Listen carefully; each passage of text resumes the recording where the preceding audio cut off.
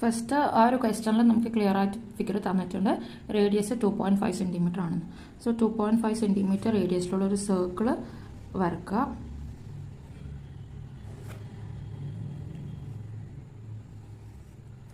Okay, എന്നിട്ട് എവിടെയെങ്കിലും ഒരു പോയിന്റ് മാർക്ക് ചെയ്യാം. സെൻറ്റർ മാർക്ക് ചെയ്യുക ഓ. എന്നിട്ട് എവിടെയെങ്കിലും നിങ്ങൾക്ക് ഇഷ്ടമുള്ള രീതിയിൽ അല്ലെങ്കിൽ ആ ഫിഗറിൽ തന്ന പോലെ എന്ന് പറഞ്ഞ പോയിന്റ് മാർക്ക് ചെയ്യാം.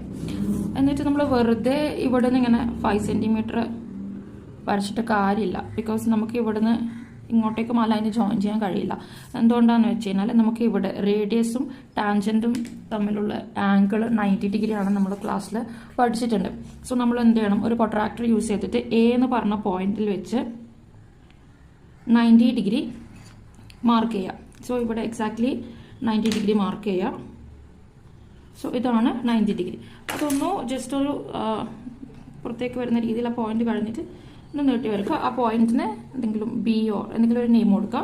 ദെൻ നിങ്ങൾക്ക് സ്കെയിൽ യൂസ് ചെയ്തുകൊണ്ട് ഒരു 5 സെൻറ്റിമീറ്റർ വരക്കാം, അല്ലെങ്കിൽ കോമ്പസ് യൂസ് ചെയ്തിട്ട് 5 സെൻറ്റിമീറ്റർ എക്സാക്ട്ലി മെഷർമെന്റ് എടുത്തിട്ട് വരക്കാം.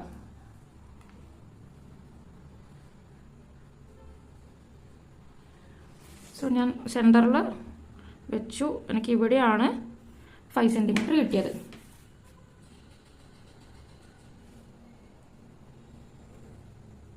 ഓക്കെ, അപ്പോൾ ഇത് 5 സെൻറ്റിമീറ്റർ,